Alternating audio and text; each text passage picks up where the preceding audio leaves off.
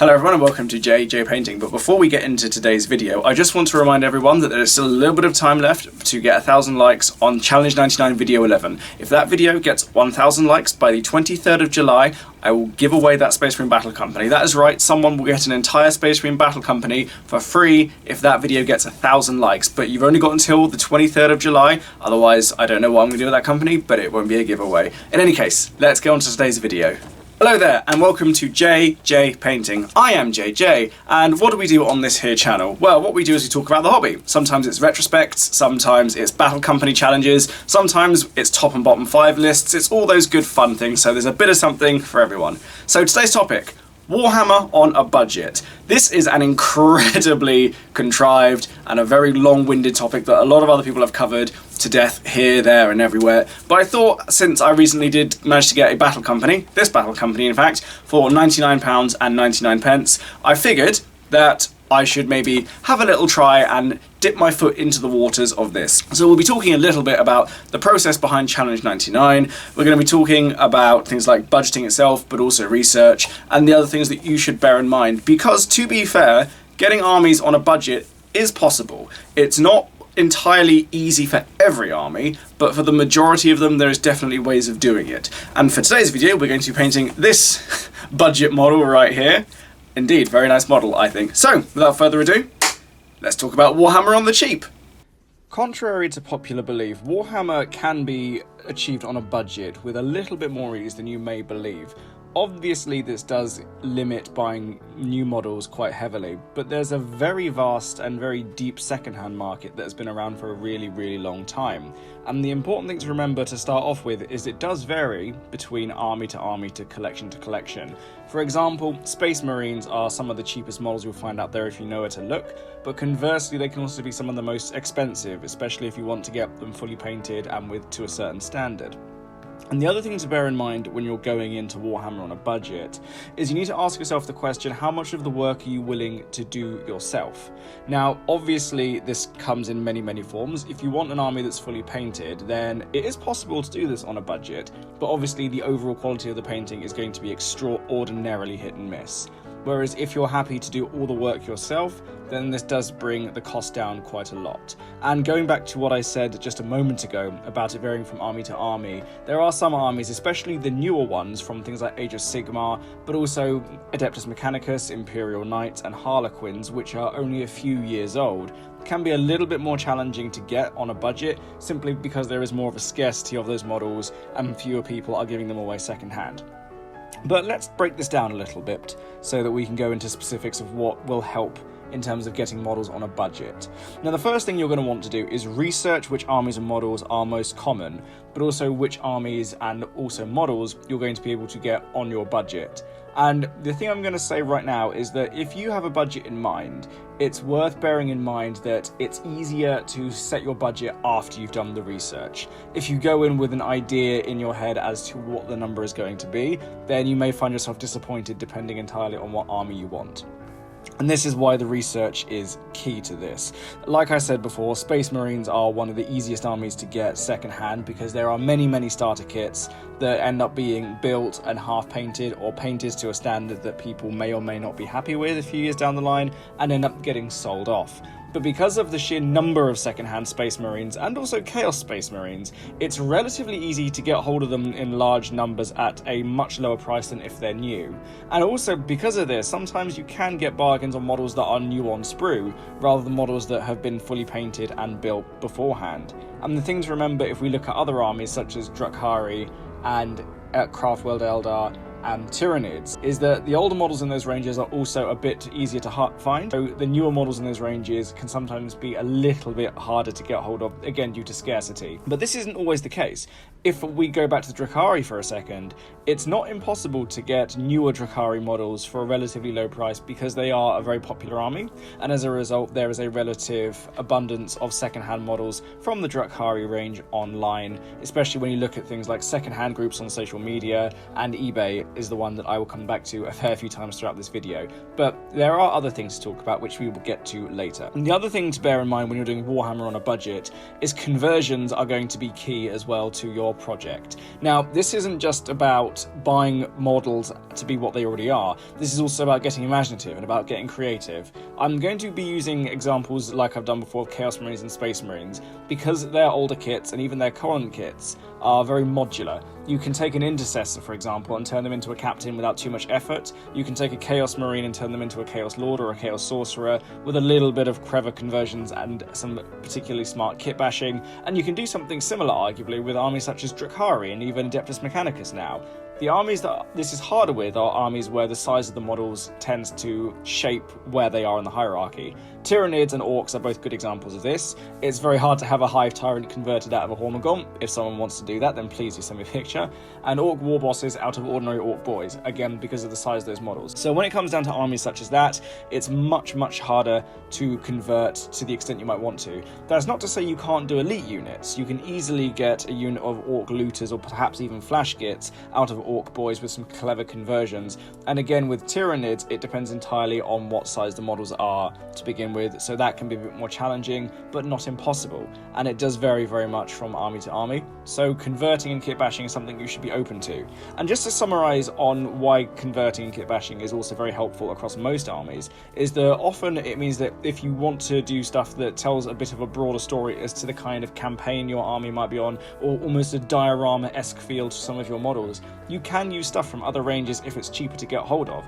I have seen conversions of Space Marines on the basis of Tyranid, Orc, Chaos Marine, you name it, armies as part of the model. Sometimes you see Space Marines that have very much just been painted in Chaos colours, striking out Aquillas, removing old chapter symbols, and they will be played as Chaos Marines to give the idea that they are freshly renegade, shall we say, and haven't been devoted to the powers of Chaos that long. So those are options that you do have.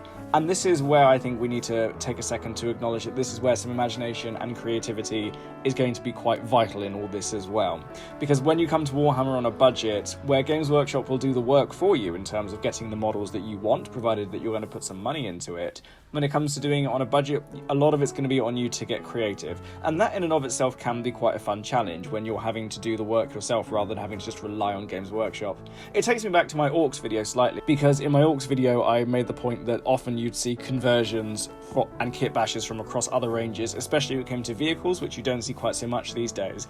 And when it comes to Warhammer on a budget, if you can get these things cheaper, then those conversions are going to be one of the things that you are going to want to get into, and it will obviously make the army a little bit more personal to you, especially when you put a model on the board that you know no one else has because you built it yourself, and that's always something to get excited about, I think.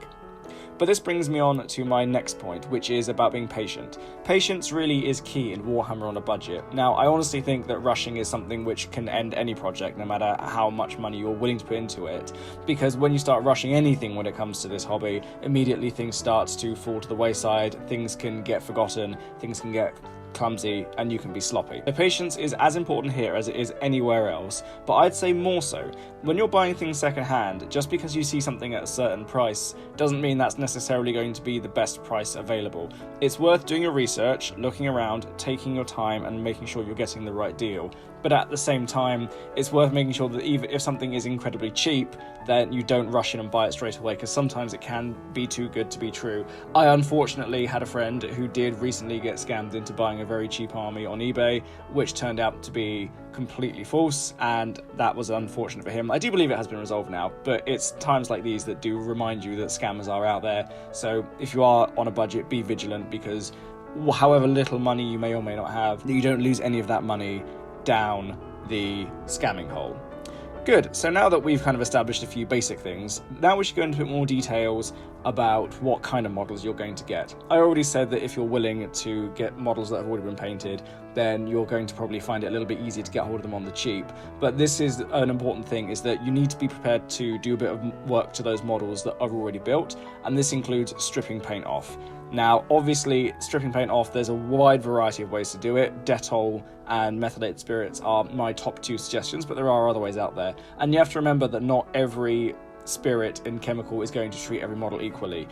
But Dettol and methylated spirits are the two best for plastic models because they will take it off quite easily without damaging the model. There are other things you can use, such as white spirit on metal models, but that will melt a plastic model. And then of course, never ever ever strip paint off of a resin model, because the resin itself isn't as resilient or as durable as the other two materials, and it will start to degrade as it's being left in the stripping solution. So I would always avoid resin models if you can. If it's a fully painted resin model and it's just going into your army and you don't have to do any work to it, great. But I would always avoid fine cast and forge weld models for this reason, because if they have to be stripped off, then there's a better than good chance that the model itself is going to be damaged, possibly beyond repair, if you put it in that solution.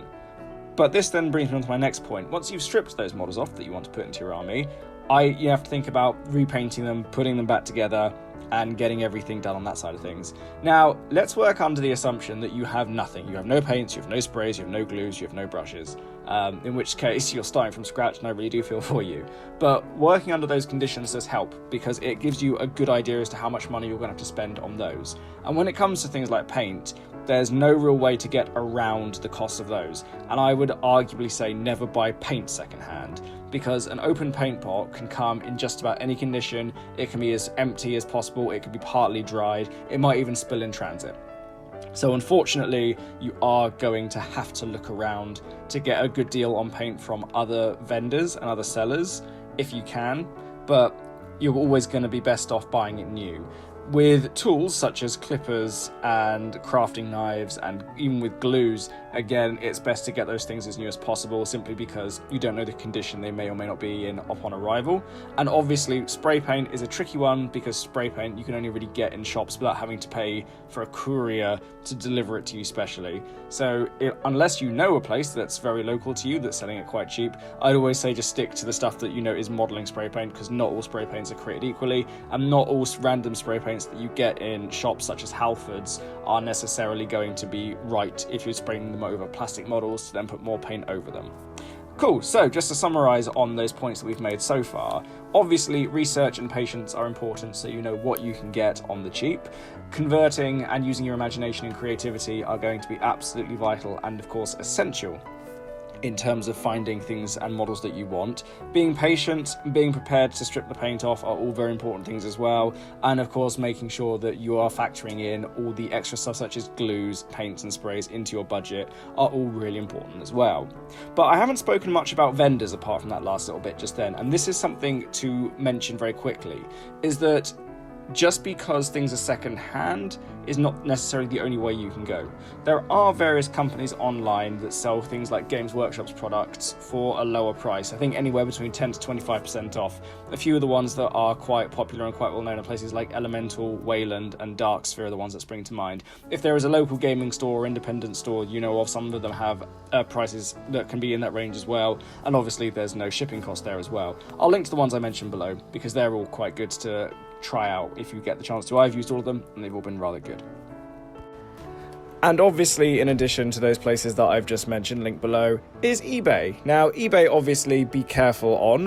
Whenever you see something that's too good to be true, like I said, do your research, check the seller, make sure they've actually got a bit of selling history. Sometimes people are just selling for the first time, so don't always go in assuming the people with a low seller record are going to be scammers, but do look out for the signs. The good thing about Warhammer content on eBay is that because it is quite niche and it is all quite specific, you get fewer scammers overall, but you do unfortunately still get them.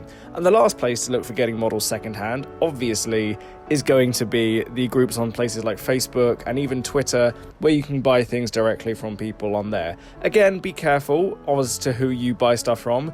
Normally these groups are quite well administered and self-regulated, so if there are things on there that are going to be scams, they are flagged quite quickly, and they have administrators that tend to look after them, so you should be well served in terms of what may or may not be legitimate or not. So all that said, when it comes to vendors, to summarise, do look for places other than Games Workshop to buy your models from. This is easier in places like the UK, I am aware, so overseas it might be different. eBay is always a good place to look as well, and even Etsy, interestingly enough, as well. But do your homework and your research on the seller, as always, to make sure you're not going to get scammed. And last of all, obviously, those selling groups that you will find online. But again, keep an eye out for scams and check to see if there are any known scammers within the community. So those are my places to say to go if you're looking for models.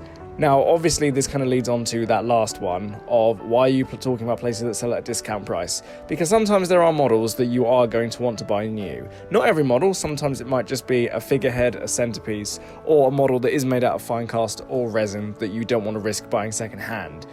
In those cases, do factor into your budget models that you are willing to put some money into if they are new, and hopefully you can get everything else secondhand. And the reason it's always worth getting 1 or 2 models new as well, and maybe just a box of something, is that it gives you bits. It gives you options to convert and do things like that with. So this will then enable your army to grow further on your terms, even if it is just with a few extra arms or legs or heads or whatever, then hopefully that will help. So just to quickly recap everything we've talked about today, do your research, be patient, do conversions, look at the vendors, don't be afraid to buy a few things new, and definitely don't scrimp on paints or sprays. Those are things you should be getting new. Now, I hope that's all very helpful in terms of you starting your army, of you starting your project on a budget. And if there's anything else that you guys think is particularly helpful, then do leave it on the comments below, and anything that you think that I've missed out or anything that you think is going to be helpful or any experiences you've had yourself. Let me know your thoughts. I look forward to hearing from you. So those are my pieces of advice if you want to start collecting Warhammer on a budget. Now remember, this is designed to apply to every army, not just specific ones like Space Marines or Stormcasts. But I hope you found it useful, and if you found it useful in any way, let me know down below. And whilst you're down there, like, subscribe, hit the bell button, all that good YouTube shilly stuff. And while you're down there, check the links to my Patreon, to my website to see my services, and my Instagram if you just want to see some pictures of toy soldiers. But in any case, thank you very much for watching. I hope to see you again in the future. Goodbye, and have a lovely day.